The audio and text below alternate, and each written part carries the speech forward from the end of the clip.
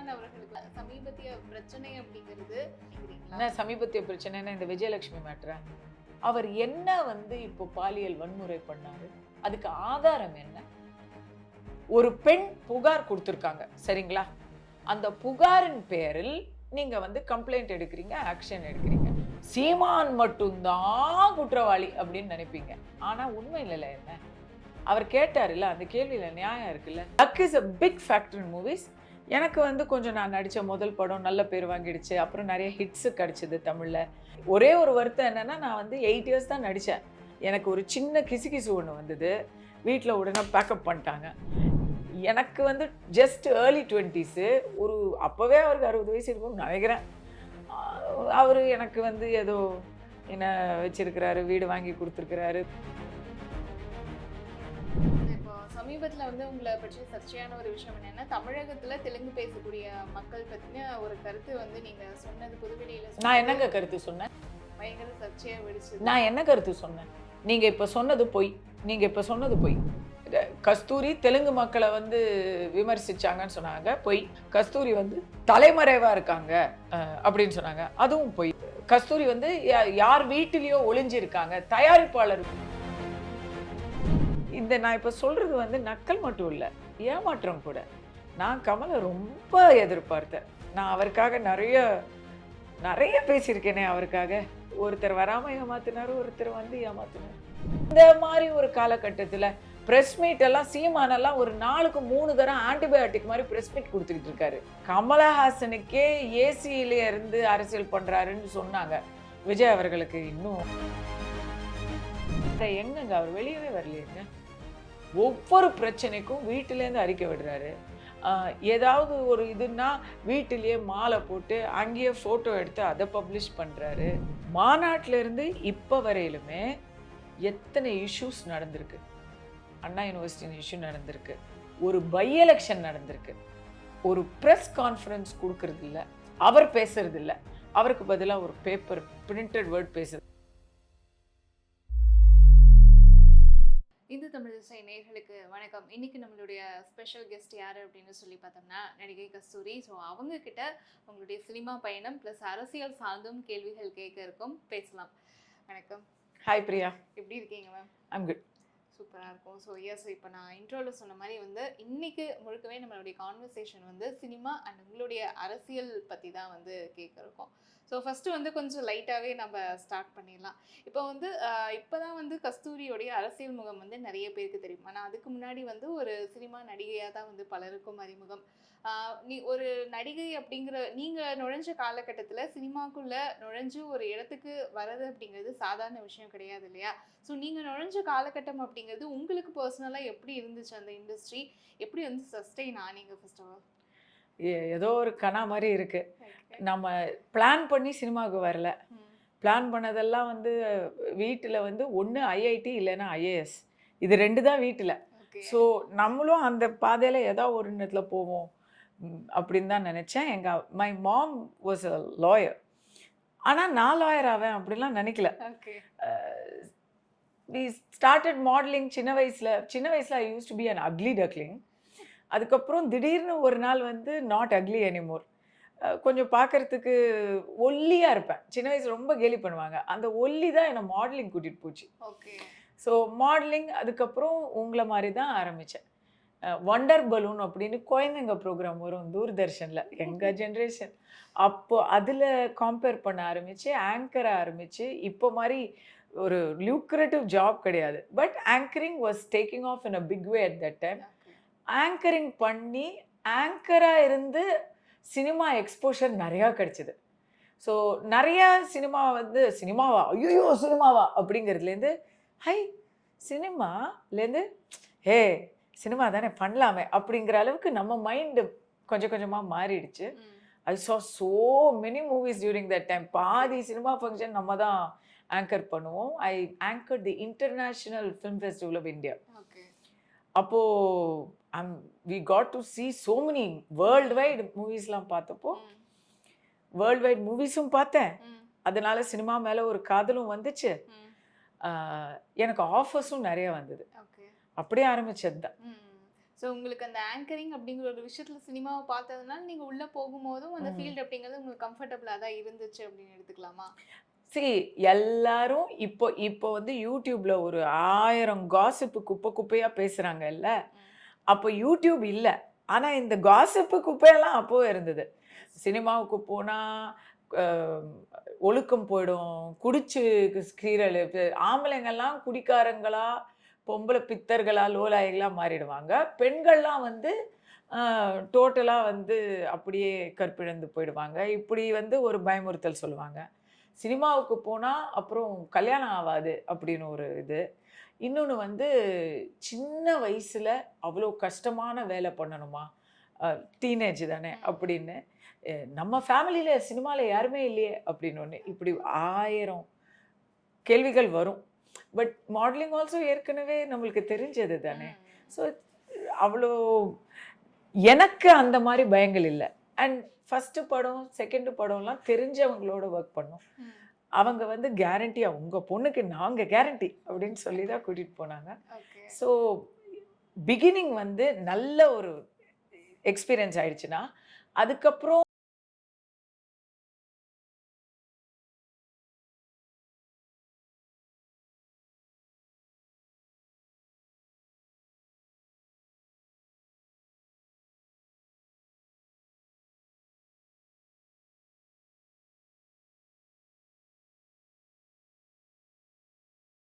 நான் base movies தான். அது உள்ள இருக்கிற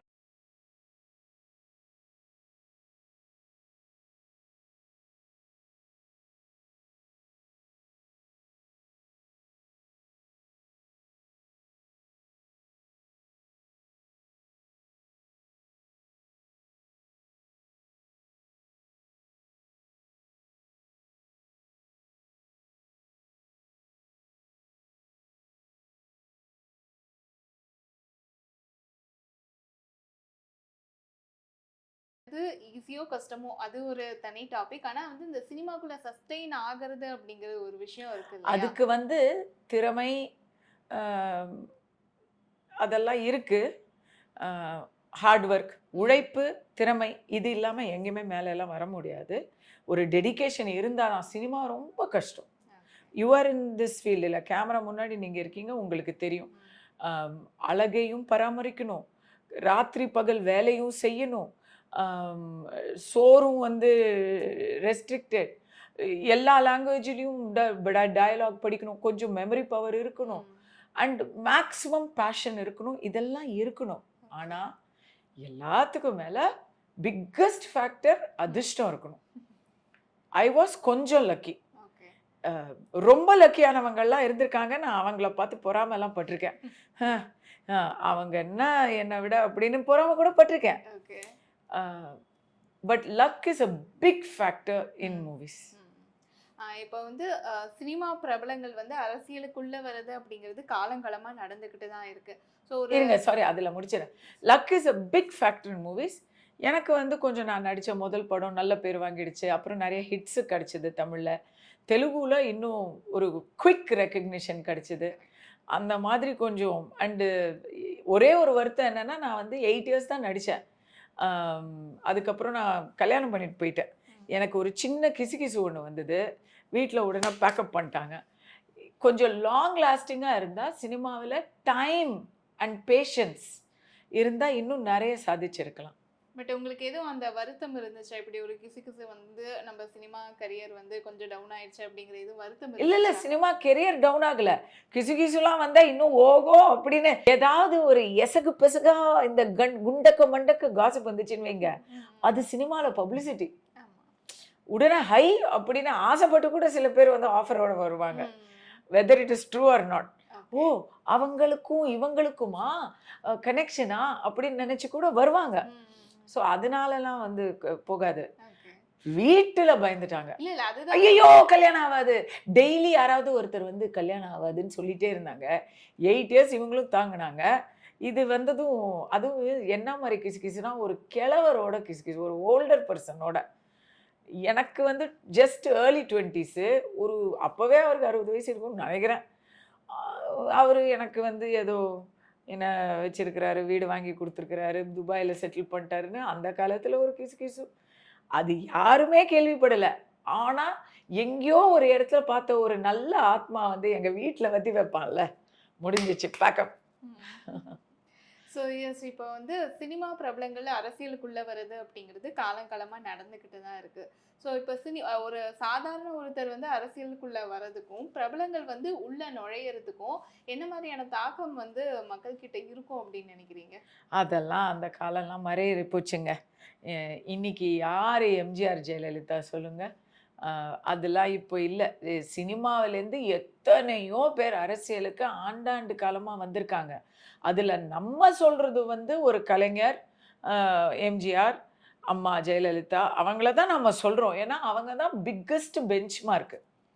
பட் எத்தனை நடிகர்கள், எத்தனை நடிகைகள் சினிமாவில் இல்லை, சினிமாலேருந்து அரசியலில் இல்லை சொல்லுங்கள்? இன்றைக்கி கண்டெம்ப்ரரியாக பார்த்தா ஆந்திராவில் பவன் கல்யாண்லேருந்து, பீகாரில் இது ரவி கிஷன்லேருந்து, நமக்கு வந்து எஸ்.எஸ். சந்திரன் அவர்கள், வாகை சந்திரசேகர் அவர்கள், சரத்குமார் அவர்கள், ஜே.கே. ரித்தீஷ் அவர்கள், சி.கே. சரஸ்வதி அம்மா, எவ்வளோ பேர் இருக்காங்க. அரசியலுக்கு வந்துட்டு சினிமாவுக்கு வந்தவங்க கூட இருக்காங்க. சினிமாவில இருந்து அரசியலுக்கு போய் அரசியலை விட்டுட்டு போனவங்க கூட இருக்காங்க. சிரஞ்சீவி மாதிரி, டி ராஜேந்தர் அவர்கள், பாக்யராஜ் அவர்கள் அந்த மாதிரி இருக்காங்க. வரமாட்டேன்னு சொல்லிட்டு வந்தவர் ஒருத்தர் இருக்காரு, அது கமலஹாசன். அவர் அதே மாதிரி நிறைய சொன்னார். நான் சென்டராக இருப்பேன்னு சொன்னார், இப்போ வந்து கூட்டணியில் சேர்ந்துட்டாரு. அப்படி சினிமாவுக்கும் அரசியலுக்கும் எப்பவுமே ஒரு இது இருக்கு. இங்கேன்னு இல்லை, அமெரிக்காவில் கூட ரொனால்ட் ரீகன் இருந்திருக்காரு, ஆர்னால்ட் ஷ்வார்ட்ஸெனெகர் இருக்காரு. So it's not new. And என்னவோ சினிமாலேருந்து வந்துட்டா அவங்களுக்கு அட்வான்டேஜ் அதெல்லாம் இல்லை. இது அட்வான்டேஜ் இருக்கிறவங்கள நம்ம எடுத்து பேசுகிறோம், இல்லாதவங்கள நம்ம பேசுறது இல்லை. ஊர்மிளா மட்டோன்கர் வந்து எலெக்ஷனில் நின்றாங்க, பயங்கரமாக தோத்தாங்க. அவங்கள யாருக்காவது நினைவு இருக்கா? நகுமா, ஊர்மிளா மட்டோன்கர்லாம் தோத்துட்டாங்க. கங்கனா ஜெயிச்சிடுச்சு, அவங்கள மட்டும் பேசுகிறோம்.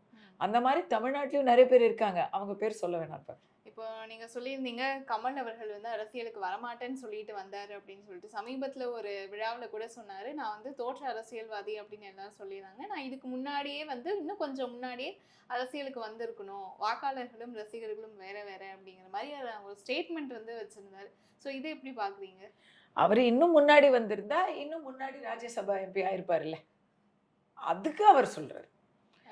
மக்களுக்கு சேவை செய்கிறத பற்றி அதில் என்ன முன்னுக்கு வந்து நான் இதுக்கு முன்னாடி வந்திருந்தா இன்னும் நிறைய நான் மக்களுக்கு சேவை பண்ணியிருக்கலாம் அப்படின்னு அவர் சொன்ன மாதிரி எனக்கு தெரியலை. கமல் ரசிகர் நற்பணி மன்றம் மூலமாக அவங்க நிறைய செஞ்சுருக்காங்க. அந்த ஒரு உந்துதலில் தான் அவர் வந்திருக்கணும். இப்போ அவர் எதுக்கு வந்தாருன்னு எனக்கு தெரியல. ஏன்னா அவர் கட்சியில் என்ன ஆக்டிவிட்டி இருக்குன்னு தெரியல. அவர் எம்பி ஆக போகிறார், அதுதான் தெரியுது. வேற யாருமே மக்கள் நீதி மையம்ல மீதி எத்தனை பேர் இருக்காங்கங்கிறது ஒரு கேள்வி தானே. இப்போ கமல் வந்து but I have so much. இந்த நான் இப்போ சொல்றது வந்து நக்கல் மட்டும் இல்லை, ஏமாற்றம் கூட. நான் கமலை ரொம்ப எதிர்பார்த்தேன். நான் அவருக்காக நிறைய பேசியிருக்கேனே. அவருக்காக ஒருத்தர் வராமல் ஏமாத்தினார், ஒருத்தர் வந்து ஏமாத்தினார். வராம ஏமாத்தினவர் வந்து ஒருவேளை அரசியலுக்குள்ள வந்திருந்தா அரசியல் களம் எப்படி மாறி இருக்கும்னு நினைக்கிறீங்க? நான் இதை நிறைய பேசியிருக்கேனே. அவர் தான் என்னை கூப்பிட்டு வீட்டில் வச்சு நான் வர்றேன்னு சொல்லு, கண்டிப்பாக வர்றேன்னு சொல்லுன்னு சொல்லி அமிச்சாரு. So I used to go out and tell everyone. என்கிட்ட சொல்லியிருக்காரு. அவர் அவர் எதுக்காக வர்றேன்லாம் அவ்வளோ தெளிவாக சொன்னாருங்க. அவர் வந்திருந்தா தமிழ்நாட்டில் ஒரு ஸ்ட்ராங்கிள் ஹோல்டு இருக்குல்ல, இவங்களை விட்டா அவங்க, அவங்கள விட்டா இவங்க, பிரச்சனைகளும் அப்படியே இருக்குது, அதுக்கான அணுகுமுறையும் அப்படியே இருக்குங்கிற ஒரு குற்றச்சாட்டு இருக்குல்ல, அது மாறி இருக்கும்ல. இட்ஸ் எனிவே, இப்போ அது வெறும் தியரி தானே. இப்போ வந்து நீங்கள் நிறைய நடிகர்கள் பெயர் வந்து சொல்லியிருந்தீங்க. அரசியலுக்கு வந்தவங்க, அரசியலுக்கு வந்துட்டு விலகினவங்க, வரேன்னு சொன்னவங்க, வராமல் போனவங்க, நிறைய பேர் வந்து சொன்னீங்க. இந்த பட்டியலில் வந்து ஒருத்தர் பெயர் வந்து நீங்கள் சொல்லுவீங்க அப்படின்னு ரொம்ப எதிர்பார்த்தேன். தாவேகா தலைவர் விஜய் அவர்கள் வந்து நீங்க கேள்வியா கேட்பீங்கன்னு எனக்கு தெரியும் இல்ல. இப்ப கட்சி ஆரம்பிச்சு 1 வருடம் முடிஞ்சு 2வது வருஷம் ஆரம்பிச்சாச்சு. அவருடைய அரசியல் செயல்பாடுகள் வந்து எப்படி இருக்கு? ஆரம்பிச்சதுக்கும் 1 ஆண்டு நிறைவு பெற்று இப்ப இப்போ எப்படி இருக்குன்னு நினைக்கிறீங்க? நான் விஜய் அவர்களுடைய வெறித்தனமான ரசிகை. என்னோட கடைசி ஆசை என்னன்னு கேட்டிங்கன்னா, விஜய் படத்துல நடிக்கணும் அப்படிங்கிறது தான். இப்ப அவரே கடைசி படம் தான் நடிக்கிறேன்னு பயமுறுத்திக்கிட்டு இருக்காரு. என்ன பொறுத்த வரைக்கும் அவரு பவன் கல்யாண், சரத்குமார் அவங்கெல்லாம் சக்ஸஸ்ஃபுல்லா 2 சைடுமே நல்லா மேனேஜ் பண்றாங்க. விஜய்ங்கிற நடிகரை இழக்க எனக்கெல்லாம் வந்து மனசு இல்ல. இன்னொரு பக்கம் அரசியலை பொறுத்த வரைக்கும் கொஞ்சம் லைட்டா மேலோட தெளிவுல பார்க்குற மாரி தான் எனக்கு தெரியுது. ஒ இ நெறைய விஷயங்கள்ல வந்து அவர் வந்து ஃபுல்லா உள்ள நுழையல. இப்ப தான் ஆழம் பார்த்துட்டு இருக்காரு அப்படின்னு எனக்கு தோணுது. ம். ஆம், கட்சி ஆரம்பிச்சு 2 வருஷமே முடிஞ்சு போச்சு. அவருடைய ரசிகர்கள்லாம் வெறியோட உட்கார்ந்திருக்காங்க. நீங்க பார்த்தீங்கன்னா நெறைய இதுவரைக்கும் எந்த விதமான டெஸ்டிங் கிரவுண்டுமே இல்லாம, அவருக்கு வந்து ஒரு வோட் பேஸ் இருக்கு. எந்த ஒரு யங்ஸ்டரை கேட்டாலும் விஜய் அப்படின்னு சொன்னாங்க. போன வருஷம் அந்த வெறி இன்னும் அதிகமா இருந்தது. என் கண்ணெதிர நான் பார்த்துட்டேன். போன வருஷம் விஜய் அனௌன்ஸ் பண்ணாரு. அதுக்கப்புறம் மாநாடு நடத்தினாரு. ஃபர்ஸ்ட் டைம் அந்த மாநாட்டுல ஒரு ஸ்பீச் இட் இம்ப்ரெஸ். அது வரைக்கும் விஜய் மேல இருந்த கேள்விகளும், அவர் கட்சி என்ன பண்ண போகுது, என்ன வாட் கொள்கைகள் அப்படின்னு கேட்டவங்க கூட செம்ம இம்ப்ரெஸ். ஹேய்! இவருக்கு ஓட்டு போடலாங்க. இவர் ஒரு மாற்றமா இருப்பாருங்கன்னு பேச ஆரம்பிச்சாங்க. ம். அவங்க கூட இப்ப இல்ல. "ஹ, சரி எப்பதான் வரீங்க?" அப்படின்னு கேட்குற அளவுக்கு வந்துட்டாங்க. எந்த இன்டராக்ஷனுமே இல்ல. இப்ப அந்த மாநாட்டிலேருந்து நீங்க ஆரம்பிச்சத கூட விட்டுருங்க. மாநாட்டிலிருந்து இப்ப வரையிலுமே எத்தனை இஷ்யூஸ் நடந்திருக்கு. அண்ணா யூனிவர்சிட்டி இஷ்யூ நடந்திருக்கு. ஒரு பை எலெக்ஷன் நடந்திருக்கு. ஆ, இப்போ வந்து என்இபி விஷயம் மும்மொழி கொள்கை அது ஒண்ணு நடந்துட்டு இருக்கு. இதுக்கு முன்னாடியும் சோ மெனி பர்னிங் இஷ்யூஸ் எதுலயுமே ஒட்டாம எல்லாரும் எல்லாம் ஏன் இவர் எதுவும் பேசல, ஏன் எதுவும் பேசலன்னு கேட்டப்போ அதுக்கப்புறம் கடைசியா ஒரு அறிக்கை விடுறது, அதுவும் ஒரு ஸ்டேட்மெண்ட்டா விடுறது, ஒரு பிரஸ் கான்ஃபரன்ஸ் கொடுக்கறது இல்ல, Yes. அவர் பேசுறது இல்ல.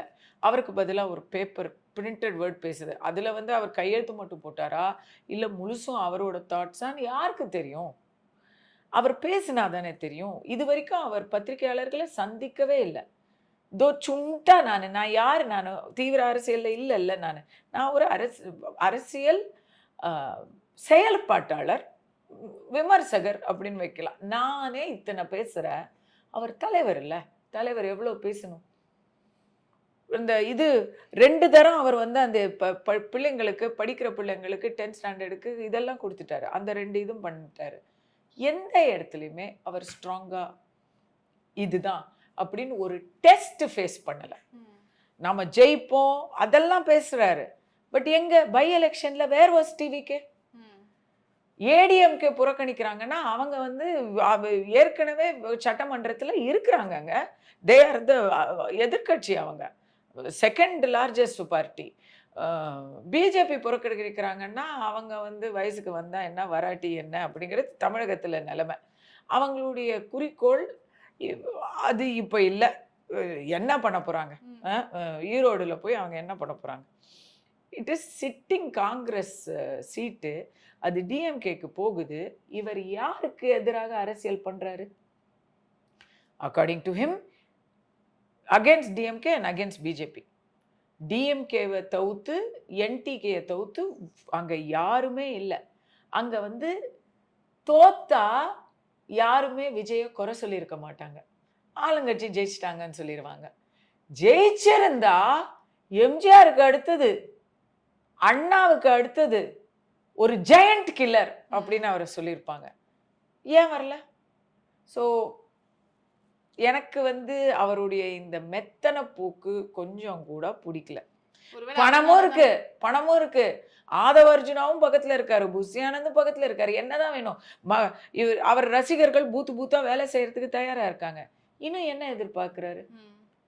இல்ல ஒருவேளை அதனாலதான் அவர் வந்து ஒர்க் ஃப்ரம் ஹோம் அரசியல்வாதி அப்படிங்கிற அந்த விமர்சனம் வந்து தொடர்ந்து அவர் மேல வந்துட்டு இருக்கா இந்த மாநாட்டை செயல்பாடுகள்னால. தவிரங்க வேற எங்கங்க அவர் வெளியவே வரலையேங்க. ஒவ்வொரு பிரச்சனைக்கும் வீட்டிலேருந்து அறிக்கை விடுறாரு. ஏதாவது ஒரு இதுன்னா வீட்டிலேயே மாலை போட்டு அங்கேயே ஃபோட்டோ எடுத்து அதை பப்ளிஷ் பண்ணுறாரு. அரசியல் ரொம்ப மாறி போச்சுங்க. இப்ப அவங்க வந்து ஒரு காலத்துல சைதன்ய ரதம் அப்படின்னு என்.டி. ராமராவ் போனாரு. இப்பல்லாம் ரதத்துலலாம் போ முடியல. அவங்க பாத யாத்திரையா, நடைப்பயணமா போய்க்கிட்டு இருக்காங்க. மாசத்துக்கு ஒரு இடத்துல நடைப்பயணம் போயிட்டு இருக்கிறவர் யாரு? முதலமைச்சர் ஸ்டாலின் அவர்கள் போய்க்கிட்டு இருக்காரு. Even now he is doing outreach programs. இந்த 2 நாள் முன்னாடி போய் அவர் எல்லாரையும் சந்திச்சிருக்காரு. இல்லையா? அ இந்த மாரி ஒரு காலகட்டத்தில பிரஸ் மீட் எல்லாம் சீமானெல்லாம் ஒரு நாளுக்கு 3 தரம் ஆன்டிபயோட்டிக் மாரி பிரஸ் மீட் குடுத்துக்கிட்டு இருக்காரு. அப்படி இருக்கும்போது ஒரு தனியா ஏசி ரூம்ல இருந்தா, கமலஹாசனுக்கே ஏசியிலே இருந்து அரசியல் பண்றாருன்னு சொன்னாங்க. விஜய் அவர்களுக்கு இன்னும் அது வருமா வராதா? இப்போ வந்து விஜயுடைய கட்சியிலயும் வந்து நிறைய பேர் வந்து சமீபத்துல இணைஞ்சாங்க. சப்போஸ் உங்களுக்கும் அழைப்பு வந்தா நீங்க அங்க தாவேக்கால இணையறதுக்கு வாய்ப்பு இருக்கா? இந்த கேள்வி இப்போ ப்ரிமெச்சூரான ஒரு கேள்வி. அ காலம் அதற்கு பதில் சொல்லும். ம், ம். இப்ப சமீபத்துல நிறைய வந்து பெண்களுக்கான பிரச்சனைகள் குறித்தான செய்திகள் வந்து நம்மளால பார்க்க முடியுது. இந்த ஆட்சி எப்படி இருக்குன்னு நினைக்கிறீங்க? இந்த ஆட்சியில பெண்களுக்கான பாதுகாப்பு அப்படிங்கிறது உங்களை பொறுத்த வரைக்கும் எப்படி இருக்கு? எப்படி இருக்கா? எப்படி இருந்தேன்னா, எப்படி ஆயிட்டேன் அப்படின்னு இருக்கு. ஏ ஏங்க என்ன தெரியாததா? ஒரு காலத்துல ஏதோ ஒரு நாள் எங்கேயாச்சும் ஒரு செய்தி வரும். இன்னைக்கு டெய்லி தலையங்கம் இதுதான். பாலியல் குற்றங்கள்ங்கிறது வந்து ஒரு சந்தி சந்தியா சிரிக்குது. இதுக்கு 2, 3 காரணங்கள். அதுல முழு பொறுப்பு நம்ம வந்து அரசாங்கத்து மேல தான் போட வேண்டியிருக்கு. ஏன்னா, சிம்பிள் கம்பேர் அண்ட் கான்ட்ராஸ்ட். அம்மா ஜெயலலிதா அவர்களுடைய ஆட்சியில இந்த மாதிரி எத்தனைங்க நம்ம பார்த்துட்டோம். ஆ? எங்கேயாச்சும் இங்க ஒண்ணு, அங்க ஒண்ணு அப்படின்னு வந்துச்சுன்னா, அதுக்கு இமிடியேட்டா ஆக்ஷன் என்னங்கிறது பார்த்துருக்கோம். அப்படியே பந்தாடுவாங்க. போலீஸ் எல்லாத்தையும் பந்தாடுவாங்க. குற்றவாளிகளுக்கு தண்டனைய விடுங்க. தண்டனை காவல்துறைக்கு, தண்டனை நிர்வாகிகளுக்கு. ஒரு சிம்ம சொப்பனமா இருந்தாங்க அவங்க. லா அண்ட் ஆர்டர்ங்கிறது அவ்வளவு ராத்திரியில எல்லாம் ஐடி பீப்புள்லாம் ஓஎம்ஆர்லலாம் வந்து மேக்ஸிமம் டிராஃபிக் இருக்கும். அப்ப இல்லையா? அப்ப இந்த பப்பு, பார் எல்லாம் அப்ப இல்லையா? அவங்க பீரியட்ல இருந்துச்சுல்ல. ஏன் வந்து எந்த பிரச்சனையும் வரல? இன்னும் சொல்லப்போனா, அப்ப ஸ்கூல் இல்லையா? இப்ப ஸ்கூலுக்கு போக பயமா இருக்குங்க. ஸ்கூலுக்கு பிள்ளைங்கள ஏன்னா அடல்ட்ஸ கூட இப்ப நம்ம அடுத்தது பேசுவோம். குழந்தைங்க 5 வயசு, 10 வயசு, 1 வாரம் முன்னாடி 3 வயசு குழந்தை. இவங்களுக்கெல்லாம் வந்து என்ன? அப்ப சமூகமா நாம எங்க போய்க்கிட்டு இருக்கோம்? இதுக்கு காரணம் நம்பர் 1 போதை கலாச்சாரம். போதைங்கிறது ஒரு மனுஷன மிருகமா ஆக்குது. அ ஒரு பெத்த குழந்தைய கூட அவனுக்கு வந்து அடையாளம் தெரிய மாட்டேங்குது. சின்ன பொண்ணா, கெழவியா அப்படிங்கிற தாட்ஸ் எல்லாம் போய் ஒரு வொர்ஸ்ட்டா ஆயிடுச்சு அது. முன்னாடியெல்லாம் வந்து ஆல்கஹால்ங்கிற ஒரு பிரச்சனை இருந்தது. இன்னைக்கு we are facing a drug epidemic. தமிழ்நாடுங்கிறது ஏதோ நெதர்லாண்ட்ஸ் மாரி ஆயிக்கிட்டு இருக்கு. ரொம்ப ஈஸியா கிடைக்குது. அத வந்து கட்டுப்படுத்துறதுக்கு ஆள் இல்ல. கட்டுப்படுத்துறோம், இரும்பு கரம், எந்த கொம்பனாலயும் எங்கள விமர்சிக்க முடியாதுன்னெல்லாம் நமக்கு நாமே திட்டத்தில ஐயா ஸ்டாலின் அவர்கள் சொல்லலாம். நடைமுறை உண்மை வேறையா இருக்கு. அதுதான் 2வது காரணம். காவல்துறை முட்டிக்கு முட்டி தட்டுவாங்க. கண்டிப்பா நமக்கு வந்து நமக்கு மாட்டுவோம். நம்மள புடிக்காம விடமாட்டாங்க. நம்மள சிறையில அடைக்காம விடமாட்டாங்க. தண்டனை வாங்கி தர தண்டனை வாங்கி தராம விடமாட்டாங்க அப்படிங்கிற பயம் தமிழ்நாட்டுல இருக்கு. யாருக்கெல்லாம் இருக்கு தெரியுமா? கஸ்தூரி, மாரிதாசு, கிளி ஜோசியம் சொல்றவன், போஸ்டர்ல செருப்பால அடிக்கிற பாட்டி, சாணி அடிக்கிற பையன், இவங்களுக்கெல்லாம் அந்த பயம் இருக்கு. கஞ்சா விக்கிறவன், கற்பழிக்கிறவன், கொலை கொள்ளையில ஈடுபடுறவன், இப்படி அத்தனை பஞ்சமா பாதகர்களுக்கும் அந்த பயம் இல்லவே இல்ல. இன்னும் சொல்லப்போனா அவங்கெல்லாம் தான் போய் ஃபோட்டோ எடுத்துக்கிறாங்களே. அந்த அளவுல இருக்கு. நீங்க எங்கேயோ கூட தேவையில்ல. அங்கேயே பக்கத்திலேயே தான் ஃபோட்டோ எடுத்துக்கிட்டு இருக்கான் அவன். இப்படி இருந்தா எப்படிங்க குற்றங்கள் வந்து கட்டுப்படியாகும்? எப்படிங்க குற்றங்கள் கட்டுப்படும்? யார் அந்த சாரு? இவங்களே ஒருத்தர் தான் அந்த சாருங்கிறதுனால தான் இன்னைக்கு வரைக்கும் யார் அந்த சாருன்னு தெரியல. ஏன் இதுக்கெல்லாம் நீங்க தனிப்படை அமைச்சு ஊர் விட்டு ஊர் போய் கண்டுபிடிக்க வேண்டியது தானே? உங்களுக்கு எதிராக யாராச்சும் ஒரு சின்ன ஒரு முணுமுணுத்தா கூட அவங்கள கண்டுபிடிச்சு உங்களால தண்டனை கொடுக்க முடியுது இல்ல? அப்ப ஏன் உண்மையான வயிர்த்த கலங்க வைக்கும் பாலியல் குற்றங்களுக்கு இங்க என்ன நடவடிக்கை? தீவிரமான நடவடிக்கை எடுத்துட்டோம், யாரையும் பார்த்துக்கிட்டு இருக்க மாட்டோம்னு வாரம் ஸ்பீச் கொடுக்குறாரு. அப்பந்தான் அடுத்த நாளே வந்து ஏதாவது ஒண்ணு நடக்குது. சட்டமெல்லாம் போட்டு அறிக்கை விட்டாங்கல்ல, இந்த பாலியல் குற்றங்களுக்கு தண்டனையை அதிகரிச்சு காவல்துறைக்கு வந்து பவர்ஸ் அதிகரிச்சு போட்டாங்கல்ல. அதுக்கப்புறம் என்ன? அதுக்கப்புறம் தான் வரிசையா பரேடு மாதிரி வருது. தஞ்சாவூர்ல ஒண்ணு, அண்ணா யூனிவர்சிட்டியில ஒண்ணு, மயிலாடுதுறையில ஒண்ணு, இங்க எவ்வளோ சொல்லிட்டே இருக்க வேண்டியதுதான் நம்ம. இந்த அரசாங்கம் has failed in maintaining law and order. இவங்களுக்கு இல்ல, கேஸ் இருக்கிறவங்களுக்கு முட்டு கொடுக்கறதுக்கே இங்க சரியா இருக்கு. அமைச்சர்களுக்கு மேலேயே இங்க வந்து கிரிமினல் கேசஸ் இருக்கு. ஃபினான்ஷியல் மிஸ்டிமினர், ஃபினான்ஷியல் கிரைம்ஸ், அதையெல்லாம் நம்ம விடுவோம். இங்க கிரிமினல் கேசஸே இருக்கு. அவங்க மேல எல்லாம் என்ன நடவடிக்கை எடுக்கப்படுது? எதிர்க்கட்சியில இருக்கக்கூடிய ஒரு தலைவரை நீங்க வந்து எவ்வளவு ஹராஸ் பண்றீங்க, அவங்க வீட்டுல போய் எவ்வளவு அசிங்கம் பண்றீங்க. ஏன் உங்களுக்கு அந்த மாதிரி ஒரு சுறுசுறுப்பு உண்மையான சமூக பிரச்சனைகள்ல வரமாட்டேங்குது? இதை நான் வந்து ஒரு விமர்சனமாவோ இல்ல அந்த கட்சியை பிடிக்கல, அவங்கள ஐடியாலஜி அதெல்லாம் இல்லை. நான் கேட்கறது என்னன்னா, பெரியார முன்னுதாரணமா வச்சு நீங்க ஒரு கட்சி நடத்துறீங்க இல்லைங்களா? உங்க வீட்டிலையும் பெண்கள் இருக்கிறாங்க, பெண் அரசியல்வாதி உங்க கட்சிகள்லயும் இருக்காங்க. ஆனா பெரியார் சொன்ன பெண் சுதந்திரம் இன்னைக்கு தமிழ்நாட்டுல இருக்கா? இந்த கேள்வியை கேட்டா உடனே என்ன நீங்க கொச்சையா பேசலாம். அந்த மீடியாவை உங்க பக்கம் வச்சுக்கிட்டு எதுவுமே நடக்கல அப்படிங்கிறது குற்றங்களுக்கு மட்டும் இல்லை. வெள்ளம்னு ஒண்ணு வந்துச்சு, அந்த வெள்ளத்துல யார் யார் எப்படி எப்படியெல்லாம் அவதிப்பட்டாங்கன்னு சொல்ல மாளாது. ஆனா டிவியை திறந்தா தண்ணி எல்லாம் வடிஞ்சிருச்சு அப்படின்னு ஒரே ஒரு பாலத்தை காட்டுறாங்க. பாலத்துல தண்ணி வடியாம இருக்குமா? தண்ணி வடிஞ்சிருச்சு, மக்கள் எல்லாம் சந்தோஷமா இருக்காங்க, எல்லா பாலும் தேனும் ஊர்ல ஓடுது அப்படின்னு நீங்க மீடியால எழுதுறீங்க, காட்டுறீங்க.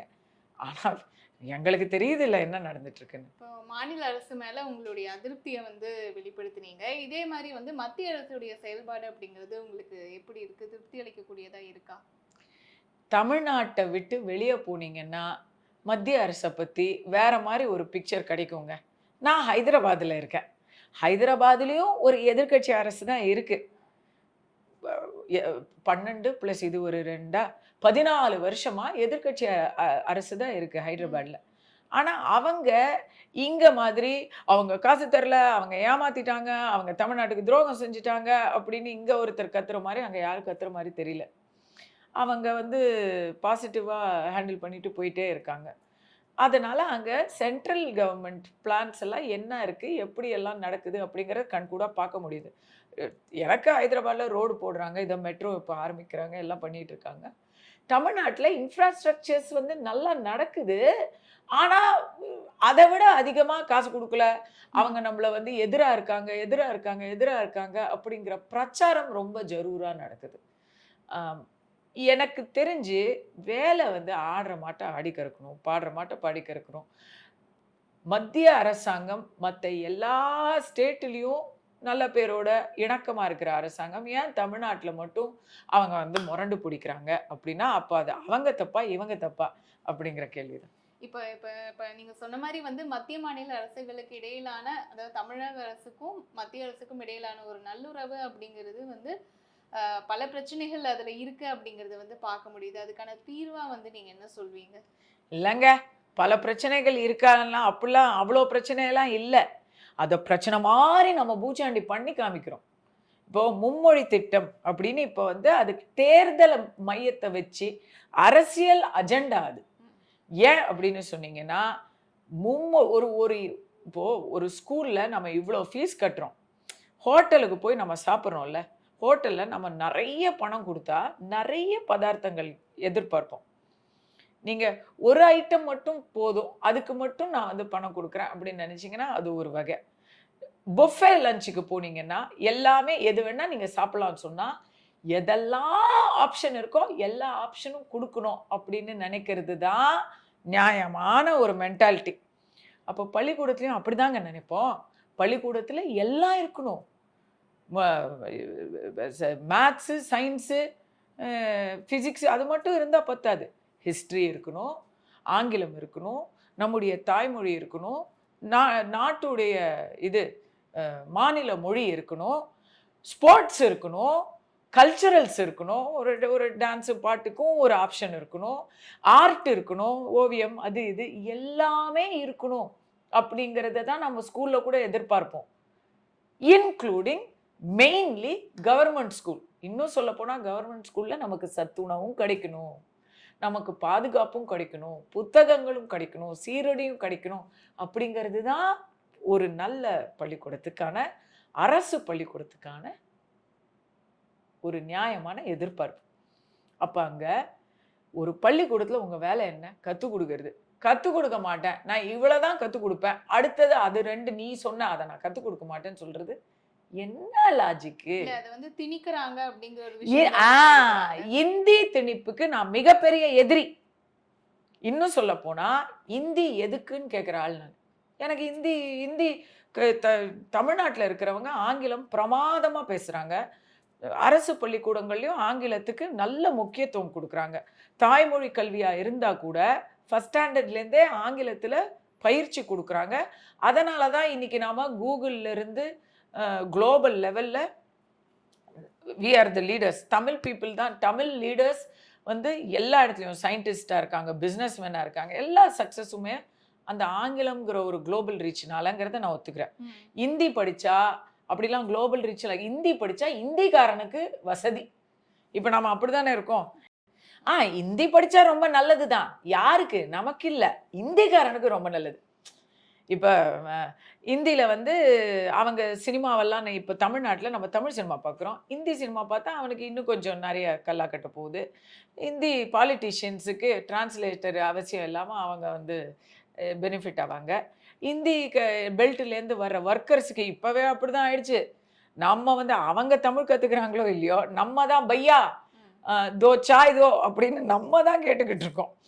இந்திக்காரங்க தான் எல்லா இடத்துலையும் இப்போ வந்து பரவி இருக்காங்க. தமிழ் ஒர்க்கர்ஸே கிடைக்கிறது இல்லை, எல்லா இடத்துலையும் ஹிந்தி தான். ஸோ அதனால நமக்கு பெரிய லாபம் இல்லை. இந்திங்கிறது it is not a beneficial profitable language. நமக்கு தொழில் முறையிலையோ இல்லை எல்லாரும் வந்து யூபிஎஸ்சி ஐஏஎஸ் எக்ஸாம் எழுதி கலெக்டர் ஆகணும் அப்படி. இந்திக்காரங்க தமிழ்நாட்டுக்கு வந்து கலெக்டராக இருக்கிறாங்க, தமிழ் பேச கற்றுக்குறாங்க. அந்தந்த ரீஜனல் மொழியை கற்றுக்கணும். நீங்கள் இந்தி பாம்பேயில் வேலை செய்ய போகிறீங்க, டெல்லியில் வேலை செய்ய போகிறீங்கன்னு சொன்னால் அங்கே போய்க்கு அது வரும், தானாக வரும், நம்ம கற்றுக்குவோம். ஏன் சொல்கிறேன்னா சின்ன வயசில் தான் கற்றுக்கணுங்கிறதுலாம் இல்லை. எத்தனையோ பேர் கல்ஃபுக்கு போகிறாங்க, அரபி சூப்பராக பேசுகிறாங்க. ஏங்க தமிழன் நார்வே, ஸ்வீடன், கொரியாலெல்லாம் பேசிக்கிட்டு இருக்காங்க, அங்கெல்லாம் டாப் பொசிஷன்ஸில் இருக்காங்க. அவங்க என்ன குழந்தையிலேருந்து ஸ்கூல்லேருந்தா படித்தாங்க? அதனால் நான் அப்படிலாம் நான் இந்தியை கற்றுக்கணும்லாம் சொல்லவே இல்லை. நான் இந்தி திணிப்புக்கு மட்டும் இல்லாமல் இந்தி என்ற மொழிக்கே வந்து அது ஒரு பிராந்திய மொழி அப்படிங்கிற ஒரு கருத்து உள்ளவள். ஆனால் ஏதோ ஒரு எக்ஸ்ட்ரா பாடம் ஸ்கூலில் கற்றுக் கொடுக்குறாங்க, அது என்ன பாடமாக வேணா இருக்கட்டும். கம்ப்யூட்டர்ஸ் அப்படின்னு நீங்கள் எக்ஸ்ட்ராவாக கொடுக்குறீங்களா? அதை நான் வரவேற்கிறேன். மூன்றாவதாக கட்டாயமாக ஒரு மொழியை நீங்கள் கற்றுக்கணும் அப்படின்னு சொல்கிறத நான் ஏன் வரவேற்கிறேன்னா, அது எதுக்கு இன்னொரு சப்ஜெக்டை திணிக்கிறீங்கன்னு நீங்கள் கேட்கக்கூடாது. இல்லை, இப்போ இன்னொரு சப்ஜெக்ட் அப்படிங்கிறது ஆப்ஷனலாக விட்டால் பரவாயில்ல, இல்லை இந்தி அப்படிங்கிறது ஏன் கட்டாயம்? இந்தி கட்டாயம் இல்லை, இந்தி கட்டாயம் இல்லை. நான் என்ன சொல்கிறேன், முதலமைச்சர் ஸ்டாலின் இதை ஒரே நிமிஷத்தில் சால்வ் பண்ணிட முடியும். நாகாலாந்து மொழி இனி தமிழ்நாட்டில் கற்பிக்கப்படும் அப்படின்னு அனௌன்ஸ் பண்ணிடுங்க. இப்போ இந்தியும் நமக்கு பெரிய அளவில் யூஸ் இல்லை, ஏதோ ஓரளவு. நாகாலாந்து அதை விட யூஸ் இல்லை. நான் ஒரு மாநிலமே நாகாலாந்து மொழி பேசுனா அது நாளைக்கு வந்து அது பெரிய மொழி ஆகிட போகுது இல்லையா? அல்லையா? நமக்கு எத்தனையோ இப்போ தமிழ்நாட்டில் வந்து ஒரு கணிசமான ஜனத்தொகை வந்து தெலுங்கு பேசக்கூடியவர்கள். ஏதோ ஒரு வகையில் மதுரையில் எல்லா இடத்துலையுமே தெலுங்கு மக்கள் நிறைய இருக்கிறாங்க. தாய்மொழி தெலுங்காக இருக்கிறவங்க அரசு பள்ளியில் கட்டாயமாக தமிழ் தான் படிக்கிறாங்க, அது அவங்க தாய்மொழி இல்லை. ஸோ நீங்கள் விருப்ப பாடமாக தெலுங்கு கொடுங்க. பார்டரில் விருப்ப பாடமாக நாகர்கோவில் கன்னியாகுமரி டிஸ்ட்ரிக்டில் வந்து மலையாளம் கொடுங்க. இப்போ கன்னடா லாங்குவேஜ், உருது லாங்குவேஜ், வாணியம்பாடியில் உருது கொடுங்க. அதெல்லாம் ஒரு பெரிய செலவுலாம் கிடையாது. அவங்க வீட்டில் பேசுகிற மொழியில தான் நீங்கள் வந்து டீச்சர்ஸ் ஏற்கனவே அந்த மொழி டீச்சர்ஸ் உங்களுக்கு வந்து ஆங்கில பாடத்தையோ வரலாற்று பாடத்தையோ கற்றுக் கொடுக்கறதுக்கு ஸ்கூலில் இருக்கிறாங்க. இந்தியும் கற்றுக் கொடுங்க, சமஸ்கிருதம் கற்றுக் கொடுங்க. இதெல்லாம் வேணும்னா செய்யுங்க. உங்களுக்கு இந்தி எதிர்ப்பா? இந்தியே பிடிக்காதா? எனக்கு இந்தியே பிடிக்காதுன்னா நான் சொல்லலை. நிறைய பிள்ளைங்க இந்தி படிக்கணும்னு விரும்புவாங்க அரசு பள்ளிக்கூடத்தில். அவங்களுக்கு அந்த ஆப்ஷன் கொடுங்க. அதில் பெரிய செலவெல்லாம் ஆகாதுங்க. ஏற்கனவே இருக்கக்கூடிய பள்ளிக்கூட வாத்தியாரில் இந்த மொழிகளை கற்றுக் கொடுக்கறதுக்கான வாய்ப்பு இருக்குது. பிஎட் தான் விருப்ப படம் தானே, ஆப்ஷனல் தானே. பிஎட் தான் படிக்கணும், எம்ஃபில் பிஹெச்டி பண்ணிட்டு தான் மொழி கல்விக்கு வரணும் அப்படின்னு எல்லாம் தேவையில்லை. ஒன்லி ஆனா அவனா தானே ஃபர்ஸ்ட் கற்றுக் கொடுக்க போகிறாங்க. அதுக்கு ஒரு எலிமெண்ட்ரி லெவல் டீச்சர் இருந்தால் போதும். இவங்க இந்திய திணிக்கிறாங்கன்னு சொல்றதே போய். என்இபியில் புதிய கல்விக் கொள்கையில் ஏதாவது இன்னொரு ஒரு இந்திய மொழியை கற்றுக்கோங்க. 2 இந்திய மொழியும் ஒரு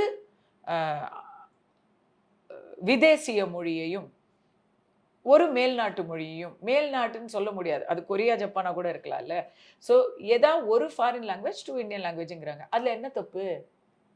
அது ஒரு நல்ல விஷயம் தானே. இப்போ கம்ப்யூட்டர் சயின்ஸு கட்டாய பாடமாக ஆக்கியிருக்கிறாங்க. அது நம்ம அதுக்கு நம்ம சொல்லலாமா, நான் என்ன கம்ப்யூட்டர் இன்ஜினியராக ஆக போகிறேன், நான் டாக்டர் ஆக போகிறேன், எனக்கு எதுக்கு கம்ப்யூட்டர் கேட்கலாமா? ஃபைனான்ஷியல் லிட்ரஸின்னு ஒரு பாடம் இருக்குது 6th ஸ்டாண்டர்ட்லேருந்து கம்பல்சரி சிபிஎஸ்சியில். திட்டலாமா? எனக்கு எதுக்கு ஃபைனான்ஷியல் லிட்ரஸி கேட்கலாமா? என்ன கேட்டால் கணக்கே எதுக்கு?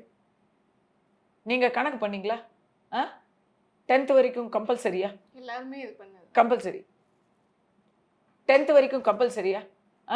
என்னெல்லாமோ படித்தோம் நம்ம, விட்டம், ஆரம், என்னெல்லாமோ கால்குலஸ். இப்போ நம்ம இது 5 + 5 எவ்வளோன்னு சொன்னால் கூட இப்போ நம்ம ஃபோனில் பார்த்து தான் சொல்கிறோம். எதுக்கு நமக்கு கணக்கு? வேணாம் சொல்லிடலாமா? தேவையான்னு கேட்டிங்கன்னா யாருக்கு? எல்லாருக்கும் எல்லாம் தேவையாலாம் இருக்காது. ஆனால் ஒரு ஆப்ஷன் கொடுக்கறது நல்ல விஷயம். இப்போ சமீபத்தில் வந்து உங்களை பற்றி ஒரு சர்ச்சையான சாரி, எதுக்கு இதை சொல்ல வந்தேன்னா, இப்படி மத்திய அரசு சொல்கிற திட்டத்தில் எல்லாத்துலேயுமே பிரச்சனைலாம் இல்லை. மத்திய அரசு சொல்கிறது நல்ல திட்டம் தான். அந்த நல்ல திட்டங்களை கூட இவங்க இங்கே பிரச்சனையாக சித்தரிக்கிறாங்க. இப்போ டீலிமிட்டேஷன் எடுக்கிறீங்களா, உண்மையாகவே அதில் கேள்விகள் இருக்குது. ஆனால் ஜிஎஸ்டி எடுக்கிறீங்களா, ஜிஎஸ்டியில் வந்து இவங்க சொல்கிற மாதிரிலாம் கிடையாதுங்க. ஜிஎஸ்டியில் என்னவோ அப்படியே மாநிலத்துடைய துட்டு எல்லாத்தையும் மத்தியில் அப்படியே கபலீகரம் பண்ண மாதிரி சொல்கிறாங்க. உண்மை நிலவரம் என்ன தெரியுமா? மாநிலத்துக்கான பங்கு மாநிலம் தான் கலெக்ட் பண்ணுது. மாநிலம் கலெக்ட் பண்ணிட்டு தானே அங்கே சென்டருக்கு ஜிஎஸ்டி நம்ம கட்டுறோம்னா அதில் ஆல்ரெடி சிஜிஎஸ்டி, ஸ்டேட் ஜிஎஸ்டி இருக்குது, central GST and state GST இருக்குது. அதை நீங்கள் வந்து எப்படி நீங்கள் வந்து அவங்க எடுத்துக்கிறாங்கன்னு சொல்ல முடியும்? அவங்களால எடுக்க முடியாது. கொடுக்காம இருக்காங்க, டிலே பண்ணுறாங்கன்னு வேணா இருக்கலாம். அப்படியெல்லாம் தே cannot டேக். இன்னும் சொல்ல போனால் தமிழ்நாட்டில் தான் கோயில்களுடைய வருவாயில் எப்படி செலவு பண்ணுறாங்கங்கிறது மிகப்பெரிய கேள்விக்குறியாக இருக்குது. அதுக்கு இவங்க பதில் சொல்கிறாங்களா? அப்புறம் தானே மற்றவங்களை கேள்வி கேட்குற அருகதை இவங்களுக்கு வரும். இப்போ சமீபத்தில் வந்து உங்களை பற்றி சர்ச்சையான ஒரு விஷயம் என்னன்னா, தமிழகத்தில் தெலுங்கு பேசக்கூடிய மக்கள் பற்றின ஒரு கருத்து வந்து நீங்கள் சொன்னது பொதுவெளியில். நான் என்னங்க கருத்து சொன்னேன்? பயங்கர சர்ச்சையாக வெடிச்சது. நான் என்ன கருத்து சொன்னேன்? நீங்கள் இப்போ சொன்னது பொய். ஆனா அதை தொடர்ந்து பல பிரச்சனைகள் உங்களுக்கு வந்து. ஆமா, இப்போ நீங்க சொன்னீங்கல்ல தெலுங்கு மக்களை வந்து நான் தரக்குறைவா பேசினேன். நீங்க எப்படி அப்படி சொல்லலாம்? நீங்க நான் பேசினதை பார்க்கல, மீடியாவில் வர்றதை பார்க்குறீங்க. மீடியாவில் ஒரு சார்பு நிலையோட தான் வந்து செய்திகள் கொடுக்கப்பட்டது. யார் கொடுத்தாங்க? எனக்கு ஒரு அழுத்தம் கொடுக்கறதுக்காக கொடுக்குறாங்க. என்னாலாமோ தான் எழுதினாங்க. கஸ்தூரி தலைமறைவுன்னு சொன்னாங்க, அது ஒரு பொய். கஸ்தூரி தெலுங்கு மக்களை வந்து விமர்சிச்சாங்கன்னு சொன்னாங்க, பொய். அது வந்து உண்மைக்கு புறம்பானது. கஸ்தூரி வந்து தலைமறைவா இருக்காங்க அப்படின்னு சொன்னாங்க, அதுவும் பொய். கஸ்தூரி வந்து யார் வீட்டிலேயோ ஒளிஞ்சிருக்காங்க, தயாரிப்பாளர் வீட்டில் ஒளிஞ்சிருக்காங்க, அதெல்லாம் பொய். இதெல்லாம் பொய் பிரச்சாரம். ஏதோ ஒரு மிகப்பெரிய பிரச்சனை அங்கே இருக்கு, அவங்க ஒரு பெரிய குற்றவாளி அப்படின்னு சித்தரிக்கிறதுக்காக மீடியாவில் நடத்தப்பட்ட ஒரு திட்டமிட்ட கேம்பெயின். அந்த கேம்பெயின் எதுக்காக நடத்துறாங்கன்னு தெரியாமலா? நான் என்ன பேசினேங்கிறது நல்லா புரிஞ்சவங்களுக்கு ஏன் என்ன அரெஸ்ட் பண்ணாங்கங்கிறது நல்லா புரியும். அதுக்கு சொல்லப்பட்ட காரணங்கள் எல்லாமே உண்மையான காரணங்கள் கிடையாது. சீமான் அவர்களுக்கு சமீபத்திய பிரச்சனை அப்படிங்கிறது என்ன சமீபத்திய பிரச்சனைன்னா இந்த விஜயலட்சுமி மேட்டரா? அவர் என்ன வந்து இப்போ பாலியல் வன்முறை பண்ணாரு? அதுக்கு ஆதாரம் என்ன? ஒரு பெண் புகார் கொடுத்துருக்காங்க, சரிங்களா? அந்த புகாரின் பேரில் நீங்க வந்து கம்ப்ளைண்ட் எடுக்கிறீங்க, ஆக்ஷன் எடுக்கிறீங்க. சீமான் மட்டும்தான் குற்றவாளி அப்படின்னு நினைப்பீங்க. ஆனா உண்மை இல்லைல்ல. என்ன அவர் கேட்டாருல்ல, அந்த கேள்வியில நியாயம் இருக்குல்ல.